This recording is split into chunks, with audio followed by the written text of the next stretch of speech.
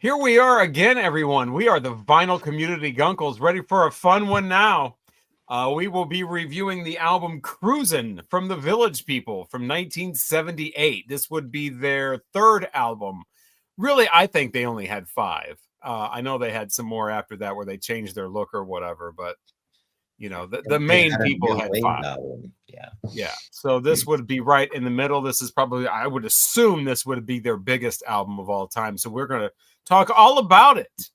We are the Vinyl Community Guncles. I'm Robert Fithen, along with Mike from Hub Tunes, Craig from Craig's Vinyl Plethora. And ladies and gentlemen, the man that went right on here and declared that Rachmaninoff's Piano Concerto No. 2 was the most popular classical music piece of all time. We were all outraged.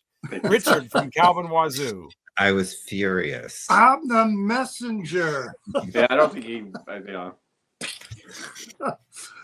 Oh, yes. Well, I guess I'm going to start this event off. We should have all dressed like a village person. Yeah. Outfit. So 1978, Cruisin'. Starts off with YMCA. Hey, you know, famous song. It's played at professional sports events. It's, you know, played in sleazy dance clubs. You know, it's played on decrepit radio stations. It's played on, it's played on and on and on. And no matter what the Village People say, it's a gay anthem. Yeah, of course. That just goes without saying. Yeah. And we all know what it is. It is what it is. The other songs on the album, maybe people aren't quite as familiar with. The Women. Ah, yes, the women. Talking about women. I love the women, although they are women. What? You know they are women. I love the women, although they are women. No, it's who knows they are women. Yeah, he loves the women who know they are women. Who knows they are women. Huh. All right, so one of the places I looked at for the lyrics. They gave you the wrong lyrics. Yeah, although that's a good one though. Although they are women. Well, yeah, although they are women. Yeah, because you know, I like that line better. Yeah. It's interesting again because every single woman that's mentioned in that song is a gay icon. Yep, absolutely. You know, and then the line, "A woman always gets what she wants." This is why gay men love strong women. You know, because they're not talking about Suzanne Summers and Cheryl Teagues and Bo Derek. Yeah. No. You know, they're talking, you know, they're talking about Judy and Marilyn and Donna and Diana and Rita and Marlena and Eva and Sophia. I mean, yeah, Jesus, right down the list they go. Rita and Diana and Bertha. Yeah. I don't know who Bertha is, but she's my favorite. So, yeah, it's then more of the same comes up with "I'm a Cruiser." Interesting that there's absolutely no gender mentioned in that song. So he's a cruiser, but what's he cruising for? And it seems to have these musical quotes from Sam and Dave's Soul Man in it. The song is entirely too long. To me, it's just fucking too long. Hot Cop. Hottest cop on the disco scene. Shall I say it again? Hot Cop. People say I'm a dancing machine. Again, there was no gender. I was tapping my feet to the song, though. You know, I was tapping my feet to it. My Roommate. I kind of feel like this was the song that maybe inspired Frank Zappa to write Dancin' Fool. Which would have been in 1979. This was from 1978. Ups and Downs, a disco song about pill addiction. Yeah, that's pretty innovative. I don't know what to think of this record. To me, it's the musical equivalent of what Plan 9 from Outer Space was to cinema. That the record is so formulaic and derivative and bad that it's a classic, that it's so good. It's just like, I don't know how to rate this. It's like, on one hand, it's like a 1, because this is just thrown together formulaic disco music that really doesn't have any. It's got some imagination to it, I suppose, and there are clever lines here and there.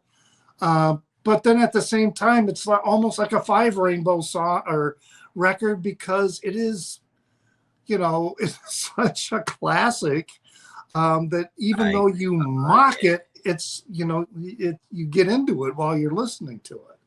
Yeah. I really don't know what to, and I've been trying to think about this. I really do, because giving it 3 rainbows to me doesn't do it justice on either one of those spectrums. I kind of want to give it 1 rainbow and 5 rainbows. So give it 6. Well, and then you average that, it comes out to 3 anyway. So, yeah, I guess I'm gonna give it 4 rainbows because of what I said about it being the musical equivalent to Plan 9 from Outer Space. That it's got its place in music history in terms of being a classic release, despite how, in my opinion, bad it is, awful it is. Yeah. So yeah, 4 rainbows. Okay. All 4 right. So yeah, this, it's like Craig is always saying when he talks about those terrible albums like The Globe from a Big Audio Dynamite 2. If it has a special place in your heart, it's the nostalgia that's gonna bring, that's gonna trigger all the, the endorphins and all that, and make it better than it is. And this certainly does that for me. This is one of the first albums I remember, as a kid, hearing that wasn't like a country thing or a compilation type thing. This was probably one of the first current non-country albums I ever heard that was current at the time. I heard this when I was I would have been turning 6, so I would have been 5 or 6 years old, right? It was released September 25th, 1978. Are you serious? Yes. How did I not know that? That was hilarious. How in the world did I never know that? That's crazy. Mm-hmm. Because I knew Black Sabbath Volume 4 was released the day I was born, but I had no idea. Wow. So I would have been, I probably didn't get this until early 79 then, so I would have been 7 years old. And I thought it was crazy that it was the same label as Kiss, Casablanca, which was the other current band I was into. And so, it's available on LP, of course. It's available on CD. It's available on 8-track. I don't have my 8-track anymore. It's available on picture disc. Oh, I don't have the picture disc. Ooh, picture disc. That would be cool. I'm assuming it's only available. It's also available on cassette. I do not have that. The picture disc actually sounds pretty good, but it's a disco album that's very short, so the grooves are spread apart, so it should sound good. But it does have a little warning on here that it may not sound as good as the commercial release. Oh. But anyway, so yeah, grew up with this. This is the Columbia House 8-track, and it's just a whole lot of fun. Richard was talking about it being redundant or whatever. The fun thing about the CD is you can track, you can keep skipping, and you realize that every song starts exactly the same with the exact same drum beat.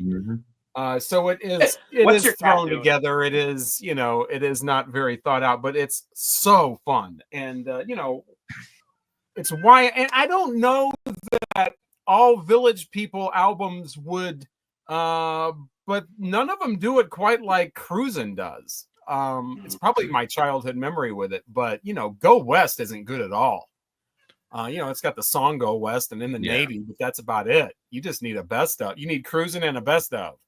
And anybody that doesn't think that the Village People do gay anthems need to listen to the first album with songs like Fire Island on it. What are we going to Fire Island for then? Yeah. But yeah, like Richard said, the women, the just naming off all the gay icons.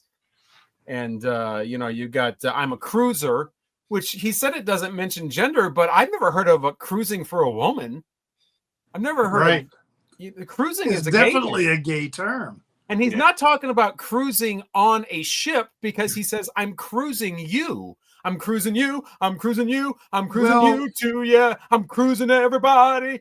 Cruising today. Cruising was a thing in the 60s. Driving. Yeah, it was a thing. I mean, go cruising for chicks. Yeah, cruising for chicks. Yeah, that was a thing in the 60s. That's not the same thing. That's cruising around in a car. Right. You're not cruising the girl. Right. That's just definitely cruising. a gay That's thing. They used to have. I mean, there is the line though that you could say that they're cruising for cruising for chicks in the car or whatever. Because they're not though. They're not cruising for something. They're cruising. I know they're just cruising, but there is the line when I see someone in a car or riding a bike. You could be driving a car when you see, but you could also be walking. So, I mean, you could be hiding in bushes. You could be in the bush. Fire Island. Don't go in the bushes. Something might grab you. They say when you see someone. They don't say when you see a woman. There's no two ways of. And then that song "I Am What I Am" on the Macho Man album. Anyway, I'm a cruiser. He's cruising people. He's not cruising with people. He's not cruising for people. He's cruising people. I'm cruising you today. I'm a cruiser. Anyway. And yeah, Sam and Dave's Hold On, I'm they totally steal that. Hot Cop, hottest cop on the disco scene. People say I'm a dancing machine. I'm a hot cop. Well, he's dancing. He's a dancing machine. Cops don't usually aren't. That's not part of the job description. Yeah, they're not normally on the disco scene. Yeah. He's on the disco scene, right? And my roommate. Come on now. The roommate just wants to dance too, and he gets on his nerves. Yeah, he's dancing all over the apartment.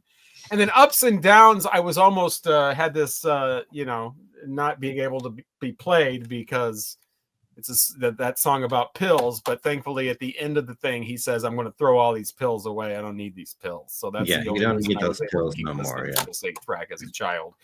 But yeah, it's a lot of fun. It gives me pleasure to hear it. I don't know if I would have discovered this when I was 30 years old or something, if I would have felt the same way about it, but I wasn't. I was 7 and thought it was very fun. Had no idea what all of it was about. I thought he had a roommate that liked to dance. Thought he liked to go to the YMCA to go, do the things in the YMCA that I would see in movies where people are on that big steam thing, or people are got the thing and they're going like in the Monkeys, the Monkeys or naked swimming. That's the only thing. Yeah, Can't Stop the Music is a PG rated movie with penises in it, but that's a whole different story. That's a different Gunkle video. Yeah, so I mean, obviously I have 4 different formats of this. I have dressed up like Village People for Halloween. I have met Randy Jones. He's excellent.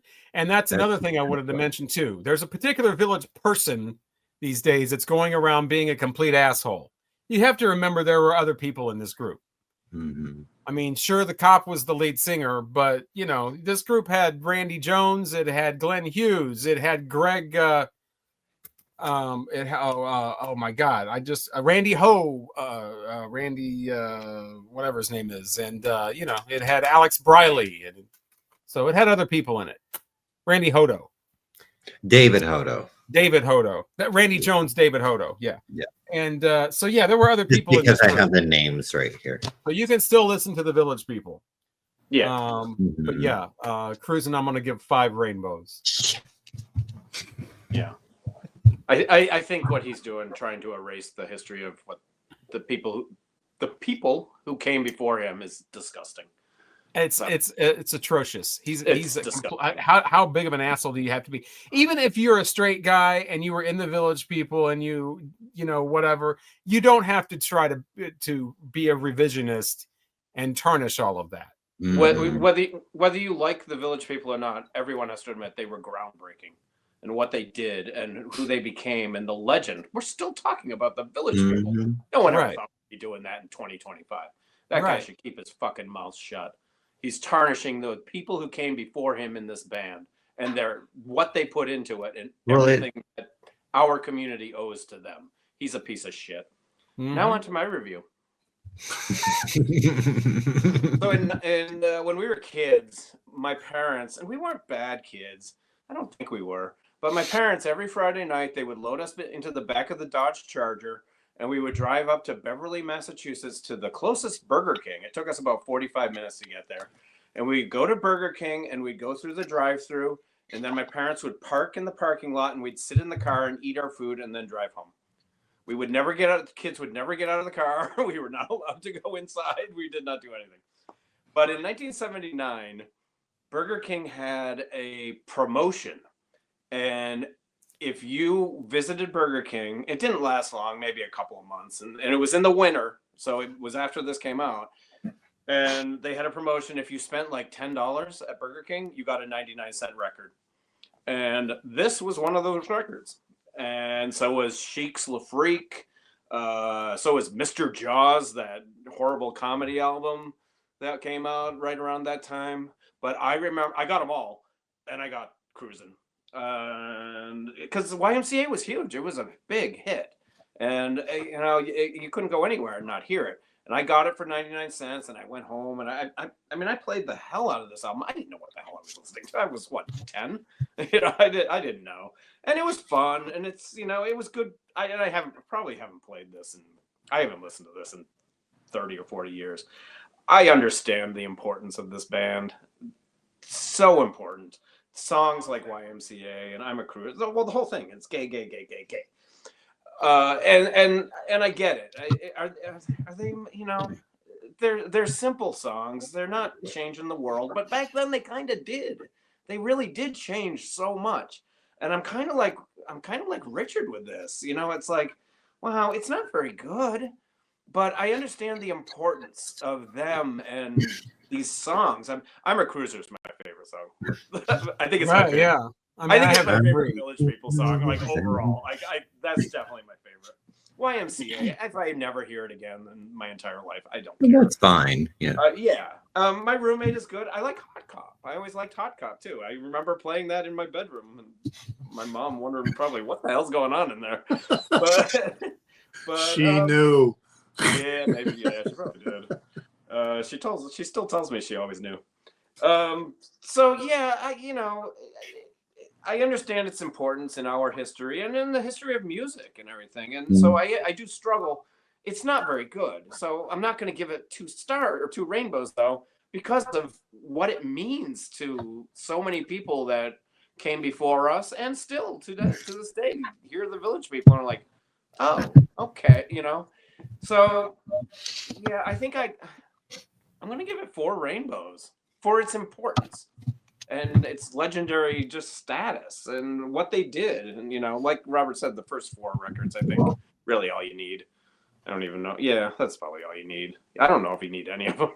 Greatest hits in this. That's what you need. One is The greatest hits and then Greatest hits in this. Yeah, I mean, make this. sure your greatest hits has YMCA from this and not from Can't Stop the Music because they're 2 different versions. I've heard radio stations play that Can't Stop the Music version. It's a totally different singer and doesn't sound the same. Yeah, so I'm going with 4 rainbows. It's I get it. It's Casablanca label. Oh yeah, I love the Casablanca label. It's the best. It was my favorite when I was a kid. Donna Summer. Mine too. It was always my favorite. Well, because it was Village People and Kiss. Yeah. You know? Donna Summer. Nope. Yeah. Miko. Well, Miko was Millennium, but anyway. And the cover is fantastic too. Yeah. It's on a tractor and I remember they had one of those vinyl community tags like 4 years ago or whatever, had like show an album with a cowboy on the front. Okay, show an album with a motorcycle on the front. Okay, show an album with something else. I forgot what the third, and I just kept going, okay, well, and then like 4 albums in a row were like, okay, there's the Village. All right, and the Village, and this one's from the Village People. Just kept showing the Village People over and over. Anyway. Oh, Cruisin'. So great. Yeah, I had the 8-track originally, and my friends and we were in freaking high school and obviously I listened to it, I was younger, but then my friends' parents bought a van, one of those lovely 70s love vans, because they had a lot of kids, and it had an 8-track player in it. And we listened to the Village People nonstop. Woman was probably our favorite. We even did our own dance. I love a woman. Who knows she's a woman? And screaming. And a woman just makes me scream. Ah! It's amazing. Yeah, same thing. YMCA. If I don't ever hear it again, it's fine. But it is very nostalgic. It brings me back, and I just have all these wonderful memories. I hadn't listened to this in a really long time. I thought it would be a great discussion for us to talk about. And yeah, it's terrible, but it's amazing at the same time. My roommate is probably my next favorite. So Woman, of course, I'm a Cruiser is just fantastic. But because I kind of felt like I was that roommate in like my 20s. Yeah, I think you're going to say I was that Cruiser. Yeah, well, no, I wasn't cruising. Actually, I've never done that. Because he's a dancing fool, y'all. And, you know, he comes home and there's a note, and I went to the disco and I took your best coat. I'm this poor guy. He's greeted by big, ugly feet. His dancing fool roommate, he's driving him insane. He plays so many games. And then, you know, the drugs at the end where he has his ups and downs because of all the goddamn pills. I mean, this is a tragic tale. But I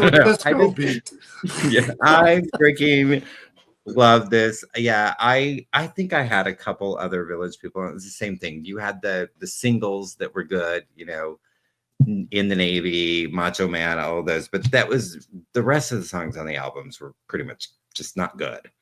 This entire thing is just, it flows. It's fun. It's just, I have so many wonderful memories of this. And I mean, and there is no other rainbow rating to give it but 5. I mean, hello, it's perfect. It's garbage, but it's perfect at the same time. It's so beautiful. And I just, yeah, I mean, I don't know. I think they, us young boys, these gentlemen opened up a lot of fantasies in our brains and things like that. And, well, they posed for Playgirl. Yeah. Yeah. I remember the cowboy had a very nice spread. I met the cowboy. I always liked the cowboy guy. But, oh yeah, I have their ages too, because the cowboy, he's still around. He's 72. Construction worker is 77. David Hodo. The GI, he's 77. Alex Briley. I didn't Glenn know. Hughes. Yeah, Glenn Hughes died. The Leatherman. Hughes died. Yeah. Yeah. And then the Indian Felipe. He's 71. Oh, I forgot about Felipe Rose. Yeah, Felipe. I know that many were still alive. Yeah.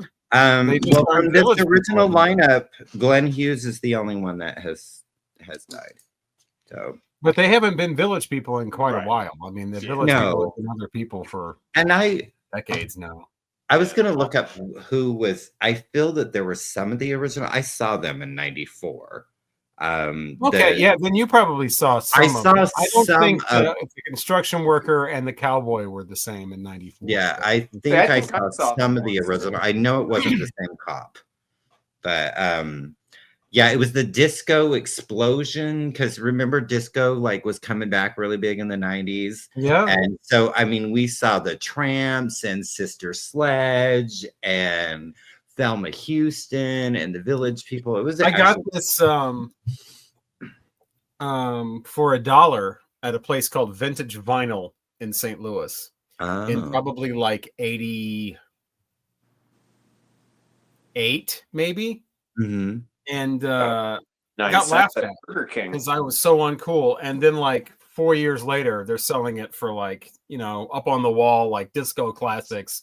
Oh, disco's back in now or whatever. And it's just like, really? So yeah, I was ahead of my time. But yeah, Me too. I mean, I was listening to them like before the disco, Inferno came back, but that's what I'm saying. I was too. it's just like I mean, disco was I loved all that. Sister Sledge, I think, is from Phoenix, aren't they? Don't I know. think Don't know. Who's from Phoenix? Sister Sledge. I'm not sure. Look at that beautiful rating for the Village People. 18. 18. Is that the highest one? For the year so far, yes. I feel like I don't know. Have we ever had an 18 Rainbow album before? Sure we have. Yeah. I know we've Flash never. Gordon I know Paul we've was never. probably- Yeah, we've never had a perfect. No. I'm sure That's Night so Moves funny. was up there. London Calling was probably up Calling there. was probably, yeah. Yeah. All right, so that's the Village People cruising. What's going to be next? Only Mike knows. I do know. It is the debut album by Box of Frogs. 1984. Yeah, Box of Frogs. So A Box we will of be Frogs is what happens when the three greatest guitarists living leave your band and you have nothing left. Hint. Curious. So we'll be reviewing that. Also, the tops and bottoms of 1961 coming up. That'll be different. Oh, that's Mhm. yeah. Thank you for watching. This was a quick one because we only had 6 songs to talk about. We are the Vinyl Community Guncles. I'm Robert Fitton, along with Richard here at Kelvin Wazoo. Yeah. Oh, I am Craig. Vinyl Plethora. Mike at Hub Tunes. Thank you so much for watching. We'll talk to you again next time, hopefully. Yes.